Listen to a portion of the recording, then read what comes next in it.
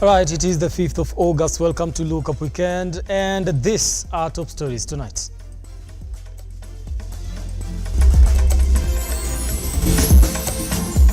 On Lookup Weekend tonight. Wakasukuma mzee Kibaki mpaka wakapata nusu mkate.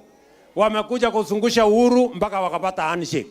Hii ya mahasla hii hakuna handshake, hakuna mambo hiyo ingine yote. No room for handshake, reiterates President William Ruto as he begins his Mount Kenya tour. Also tonight, kama azimio tuko tayari kuongea. Tutaongea. Na tumewapatia wale jamaa siku 30 kuongea. Azimio leader Raila Odinga gives 30 days ultimatum on talks with the Kenya Kwanza government. And all I would like to say, I would like to plead with the leaders of today, both the Kenyan and the US government. Please take this matter into consideration. See to it that all victims who have suffered in the 1998 bomb blast in Kenya are compensated. Victims of the 1998 bombing tell their survival story at the Memorial Park, Nairobi, 25 years later. All right, welcome once again to the program tonight. My name is Brian Amuayo. Sign language interpreter tonight is Philista Adundo. And remember, you can be part of the program by engaging us on our socials at Amoy Brian on Twitter at Lookuptv. The hashtag we are using tonight is Lookup Weekend. Tell us where you are watching us from and what you think about the stories that we are running today. Let's begin. President William Ruto has vowed not to allow the opposition coalition near his government. Now, the president, who was speaking at the beginning of his 5-day Mount Kenya tour in Githurai, Kiambu County, accused the opposition of causing chaos in the country in order to get into his government. Ruto said he will not bend to the will of the opposition and there will be no Nusu Mkate government.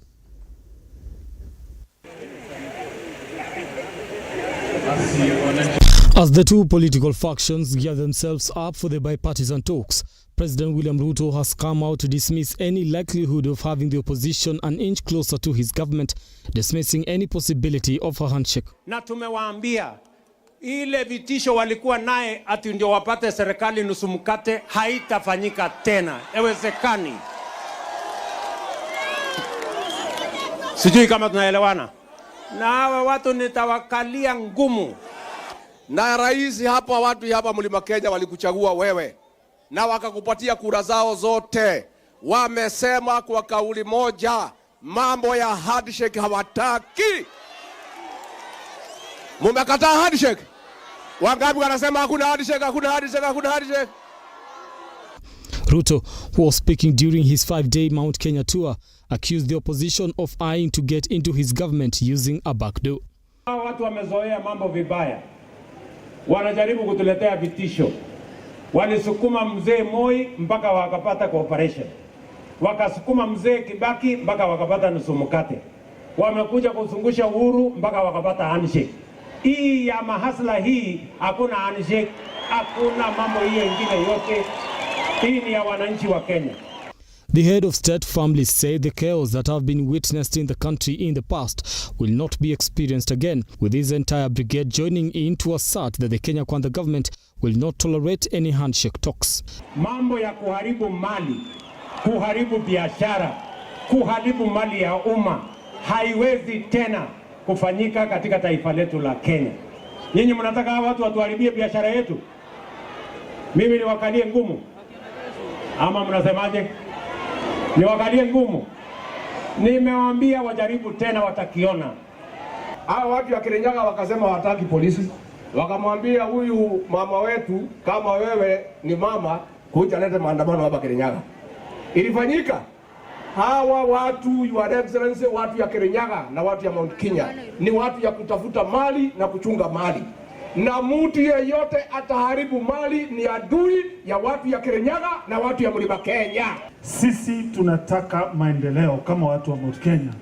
Hakuna mahali tuliongea mambo ya handshake, mambo ya coalition, hapana. Nyinyi kama watu wa Kagido, mnaapia rais hiyo maneno ya dialogue awachane nayo kabisa. Hata nione kwa mkono. So in retrospect tunasema no handshake, na hata hiyo maneno ya dialogue Sisi tunataka ikwishe, tuendelee kutumikia Wakenya. The proclamations come at a time when Azimio has given a 1-month duration to have talks between Kenya Kwanza and Azimio that will see the end of chaos and maandamano. Na nimesema mkutano ya kwenda kufanyia Serena. Hakuna mkutano ya Serena. Wakitaka mkutano, tuko na maofisi mingi ya serikali ama primary school hapo Nairobi primary. Tufanyie hapo chini ya miti na tuweke raia hapo wasikize. Mtu akileta mambo ya nusu mkate, mimi namwambia out neja umagara. So far, the two sides have already nominated 5 members each to take part in the dialogue that will be facilitated by former Nigerian President Olusegun Obasanjo. Now, still on matters politics, Azimio la Umoja One Kenya coalition leader Raila Odinga now says if the dialogue between Azimio and Kenya Kwanza will not end within 30 days, the opposition will embark on a strategy that ruins the operation of the ruling government. Now, speaking during the burial of one David Omondi Oswayo, a victim of police brutality during the opposition's protest, Raila warned the government that the collapse of the dialogue will plunge the country into an ungovernable state.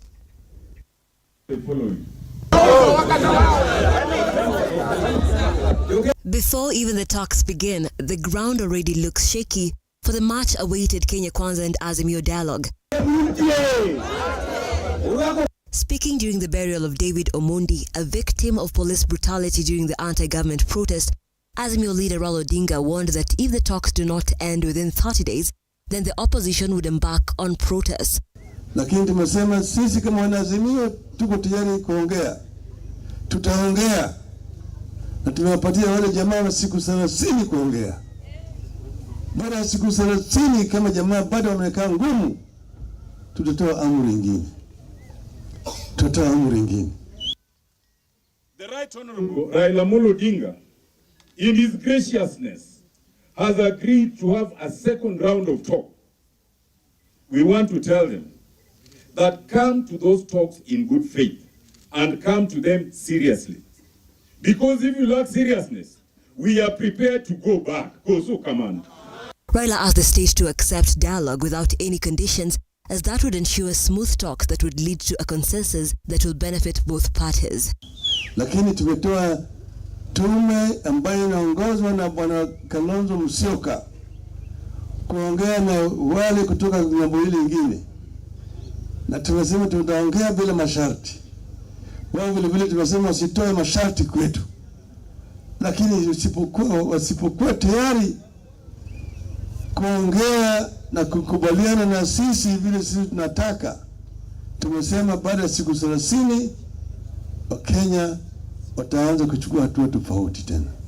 Odinga also castigated the use of force during protests by police officers, threatening to take action and ensure justice is served. Na ni jukumu la serikali kulinda maisha na hali ya wananchi na mali ya wananchi. Lakini serikali ambayo inaua wananchi ni serikali haramu. Na Wakenya wako na haki ya kushtumu serikali kama hiyo. Kwa hivyo sisi tumesema vijana wetu wengi wameuawa na kina mama, wamepigwa risasi. That his death will not be in vain. We've already linked up with the Law Society of Kenya, IMLU, Amnesty, and a group of over 300 lawyers. We are going to sue these people who caused his death. And we are going to sue them everywhere. We'll sue them in Kenya, we'll sue them in Arusha, we'll sue them in Ethiopia, we'll sue them in Geneva and at the ICC. Helpless people, those who are not armed, the government has violated human rights of our people. Therefore, it is the responsibility of this government to compensate the families we are burying today. All right, now away from that, President William Ruto today pitched camp in the larger Mount Kenya region on his 5-day development visit in the area.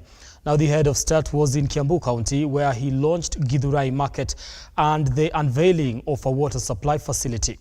President William Ruto also had a date with residents of Murang'a, where he announced his government will embark on the construction of affordable housing units that will go a long way in creating employment opportunities to majority of the youth. Our reporter Henry Tende was on the president's trail in the region and details the development projects the expansive Mount Kenya region will benefit from his visit. A 5-day official visit by President William Ruto to the expansive Mount Kenya region started with a bag of development goodies for residents of this region. This is one of the high-profile development visits to the region that was instrumental in his journey to the presidency.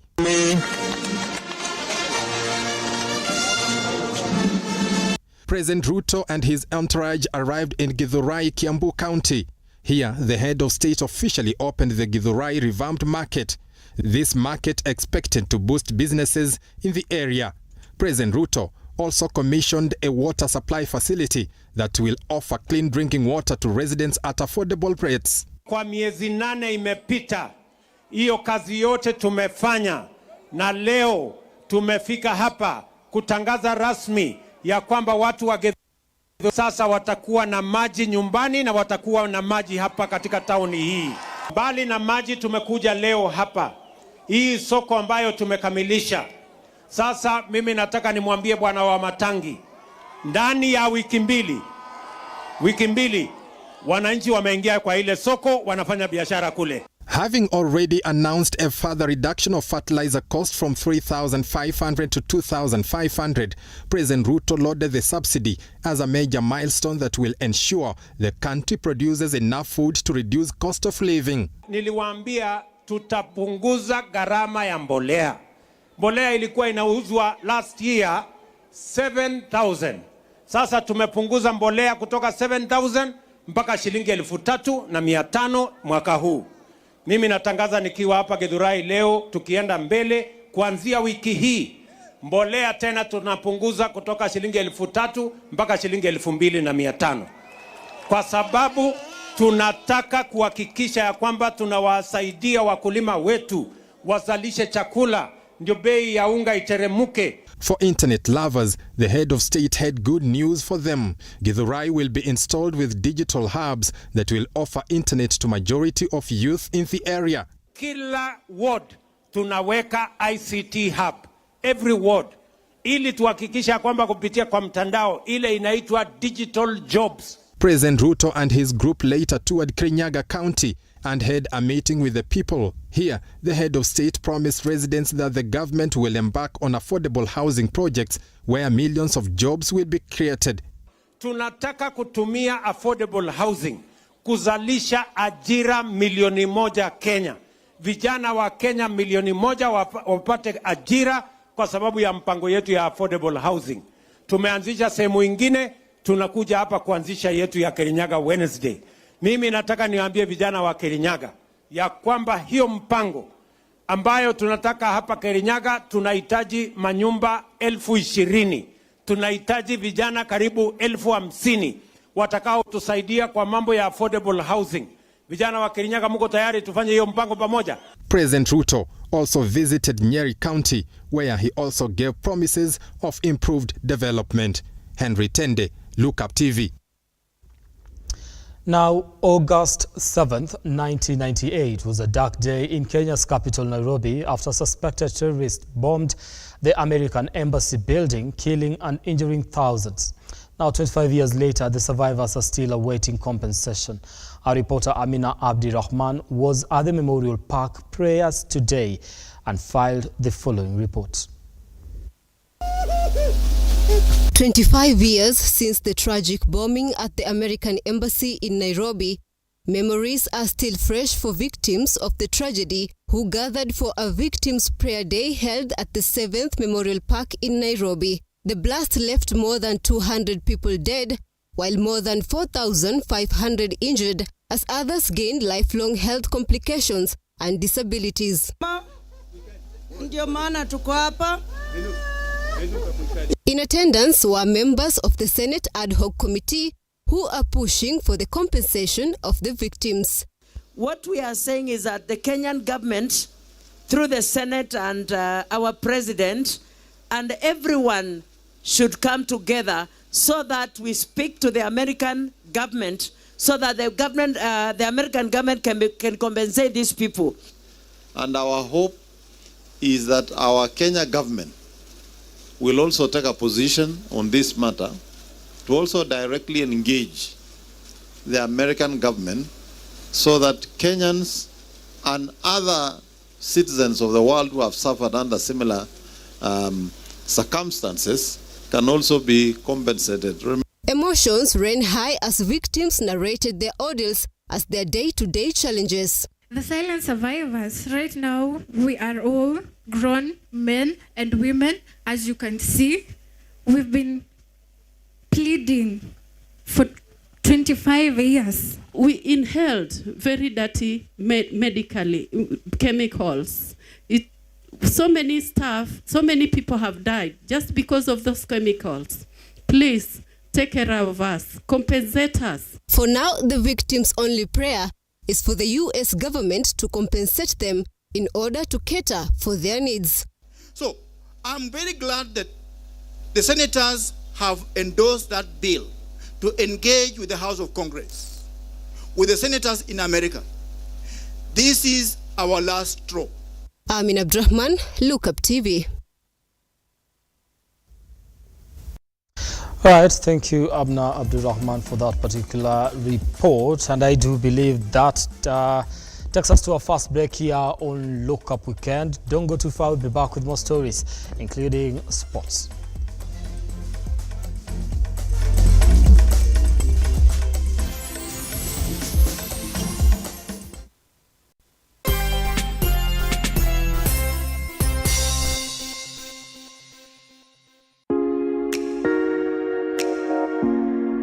Kipindi ni ukulima ni mali na manjoro. Every Sunday, saa 10.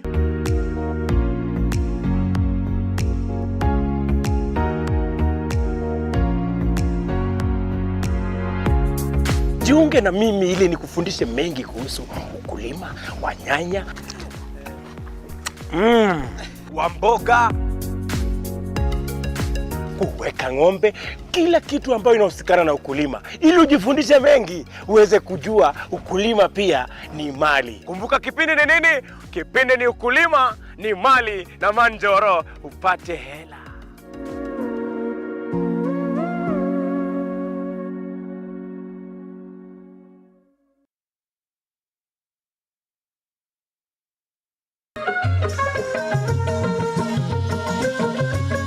Karibu mtazamaji kwenye kipindi cha jamii na itikadi. Kaini kitako tuna mengi. Mapenzi yanapoanza watu huitana bebi na majina mengine matamu, lakini baadaye penzi linapogeuka na kuwa shubiri, mtu anafikia kwenda kumtafuta mke mwingine. Itakuwaje? Yule wa kwake nyumbani labda hajamridhisha. Ni sawa ama vipi Maliki? Dadangu, wanaume ni kama maembe. Huyu ni mwanamume atakuja abadiliki. Mwanaume mwenye wanawake wengi hata katika uchumba, kwenye ndoa ataendelea. Mtu na tabia yake hawachi. Ile umbo la kike likishaanza, kila kitu kishaanza kuwa mahali pake. Ningependa kukuona. Sijaenda mahali ambapo mimi nilisikia mtu ati huyu alikuwa shujaa, alikufa katika mstari wa mbele wa ndoa. Sijawahi sikia mimi.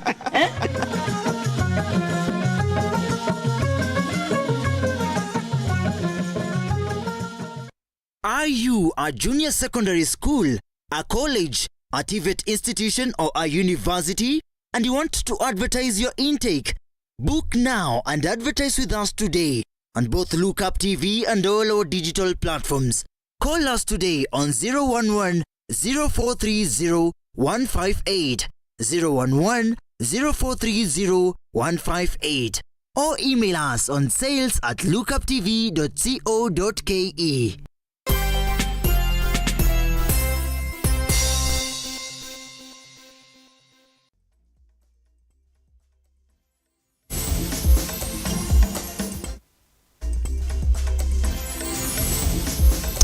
Thank you so much for staying with us here on Look Up Weekend. Let's continue with the news this night. Now, pastoralist communities in Kulamawe area, Isiolo County, have turned to the ancient Borana system of grazing, popularly known as Deda. Now, that was used during the pre-colonial times to manage rangeland. As Faith Bonareri now reports, others have embraced the new grazing system, which is sustainable in the arid region.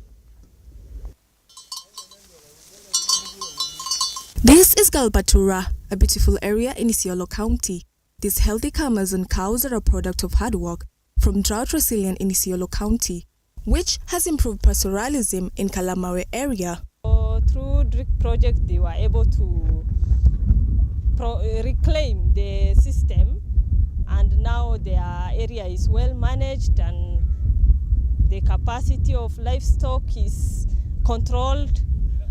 And through that, they were able to have higher production of high producing livestock, and the nutrition of children under 5 is well taken care of. So the grazing committee here is really doing a great work. Despite the drought that killed thousands of livestock in northern Kenya, residents of Galbatura have a reason to smile after the project was launched. Herders here taught the importance of taking care of their resources in order to prevent the risk of death of the animals in the area by using data method. Ufugaji, 80% of this community are pastoralists. So, usipofanya mikakati, strategy, katika mpangilio ya maji na malisho, huwa utaumia sana, ama utakuwa element at risk. Through the project, the residents are able to graze their animals without worrying about drought seasons. The teachings have helped the community to monitor climate changes. After years of struggling to feed the animals, the herders are elated for the new sustainable way of life. The members are selected by the community kwa sababu it is a community-driven and community-led initiative. Data sio ya serikali hapana, it is a community-driven and community-led data. Na wakati ile election ama selection inafanyiwa, ni jamii tu ndio wana select, lakini kuna kitu wanaangalia honesty, integrity, your record, pengine kumanage mambo ya rasilimali ya jamii. So huwa mtu anaselektiwa, na one of the qualification unaangaliwa kama wewe binafsi uko na mali, uko na mfugo. Once ukiselect ile mtu ana mfugo, pengine hata kuwa na ile hisia ya kushughulikia mfugo. So those are the qualifications. Due to the erratic rain and climate change, the rangeland itself is fragile kwa saizi. Na once usipofanya ile management ya kuweka those grazing blocks, na tukisema grazing blocks, si ati ile imepigwa ukuta, no, it is an imaginary blocks ambaye lakini jamii wanafahamu. Na usipopanga ile malisho yako, saizi utakuja kukuta mvua inanyesha mwezi wa 4, pengine inaweza katika baada ya wiki moja au wiki mbili hivi. Lakini through that mpangilio, ukisema sehemu tunatenga na hii sehemu ni ya wakati ya drought, ni drought reserves. Once ukisema this area is for drought reserves, ya kwamba ile kitu inakusukuma ufikirie mambo ya drought reserve, it is that climate change. Faith Bonareri, Lookuptv. Now, residents of Kwadadu Mwangea village in Malindi, Kilifi County are staring at hunger despite cultivating and planting crops on their land due to 15 marauding elephants that have been invading the village for a month now. Now, Kevin Yapara with this and more in our county roundup. As human-wildlife conflict in the coast region remains a big challenge, residents of Dadu Mwangea in Kilifi County have had numerous sleepless nights due to the elephants that continue to cause a wave of destruction. Farmers in the region are counting huge losses and are now calling on the Kenya Wildlife Services to address the matter that has been ignored for a long time. Hizo ya huku ni ndovu wanaingia shambani na wanakula mahindi, wanakula mkunde, wanakula mzungu. Sasa tunashangaa vile la kila siku ndovu wanaingia. Na baada ya kwamba sioni msaada, sikuvunjika moyo, niliweza kuchukua hatua mpaka nikapigia simu mkubwa fulani katika Malindi wa KWS. Nimeweza kuongea na yeye tangu jana na akaniambia tu kuna timu inakuja. Niliweza kumpigia simu mpaka nafika mahali na mwambia mimi nitakusumbua mpaka usiku, na akaniambia nisumbue mpaka asubuhi yake. Mpaka hivi leo asubuhi, cha kushangaza ni kwamba hakuna timu imefika na ndovu wamelala hapa shambani. Elsewhere, residents of Kamulu woke up in shock after they found 7 stolen donkeys slaughtered within the neighborhood. They are now decrying recent animal theft in the region that has left many in fear. Police have recovered 3 knives from the scene as investigations are underway. Punda zetu usiku tulikuwa tumezifungia, tukaamka tukapata zimekatakatwa ngozi, kila kitu tumbo, na ni punda zetu tunafanyanga nazo kazi. Sasa unaona hata tujitu tutasurvive aje. Kwa hivyo mimi nawazaomba waheshimiwa wetu, tuko na MCA Mr. Karish, tuko na MP Mr. Karauli, wasaidie jamii, sababu hii jamii iko chini yao. Tulipika kura na tunataka usaidizi kutoka kwa hao waheshimiwa wetu, at least hao watu wapate punda nyingine ndio mtu aweze kujiendeleza kimaisha, sababu maisha yamesimama kwa nao. Finally, the head of public service Felix Koskei has put on notice public servants who may want to use their position in government to engage in corrupt dealings, directing all the public servants to ensure they offer services efficiently to the Kenyan people, adding that the Kenya Kwanza government is committed to ensuring effective services delivery to the Kenyan citizens. And when you are offering services in your office, hakuna nafasi ya kuuza services. Wewe unalipa mshahara, so mambo ya kuongwa, mambo ya kutafuta pesa kwa wananchi, hiyo ufisadi itakoma. Ili mwananchi akienda kwa chief lazima apate huduma. Kevin Nyapara, Lookuptv.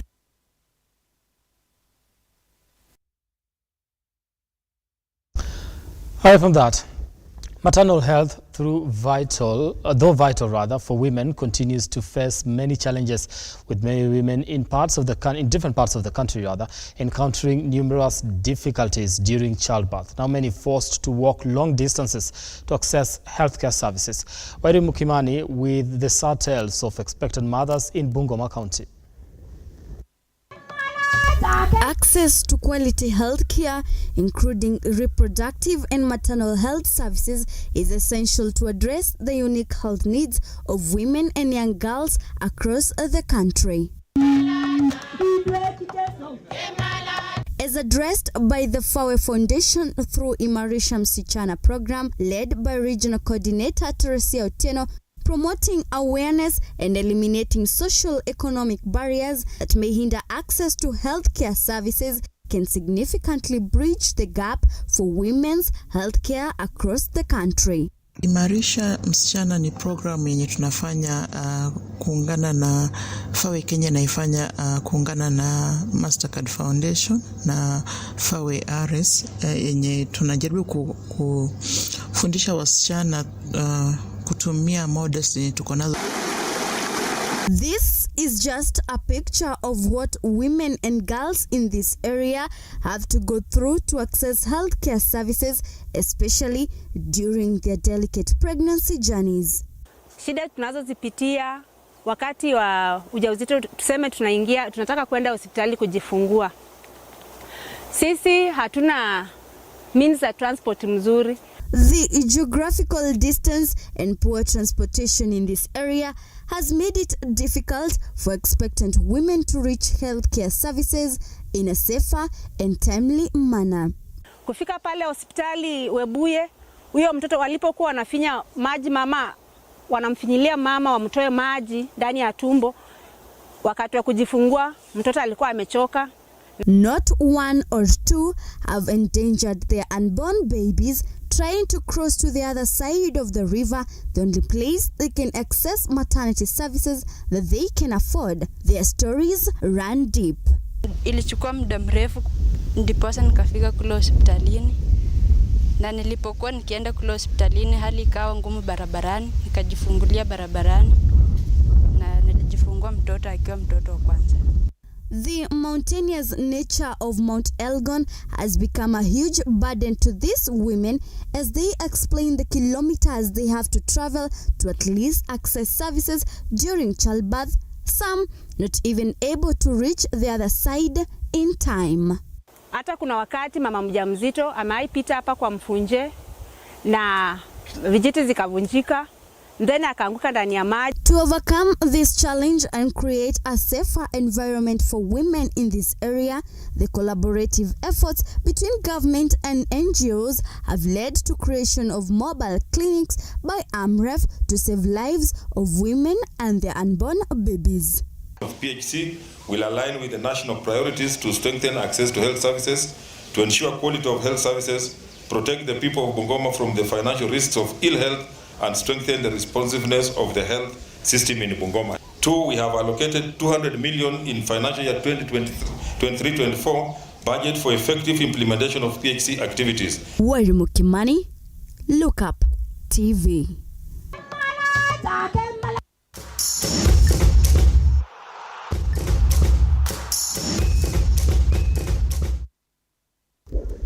All right, now let's get sporty tonight. Reigning UEFA Champions League and English Premier League champions will play Arsenal in the Community Shield Cup tomorrow at Wembley Stadium. Arsenal's title challenge crumbled last season in the face of a relentless City, who have won 3 successive top-flight titles before winning their maiden Champions League crown in June this year.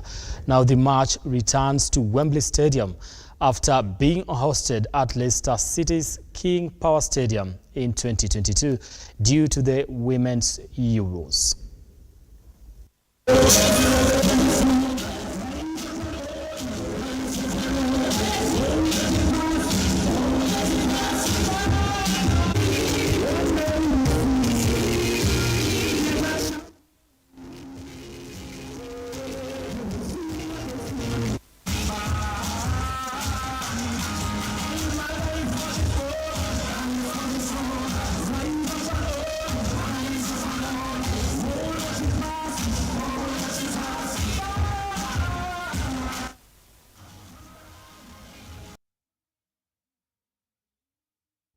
Now, the 7th Commonwealth Youth Games kicked off with an electrifying and vibrant opening ceremony held at the Hesley Crawford Stadium.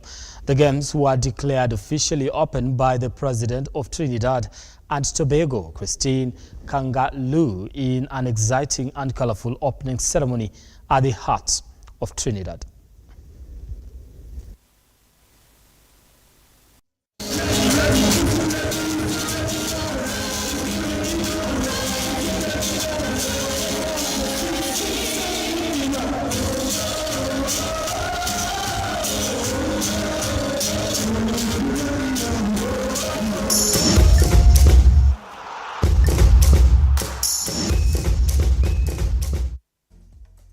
Now, I've come to the end of the program tonight. I don't know what your plans are for this Saturday night, but some of us are going to bed. So for those of you who are going to sleep tonight, I wish you a good night.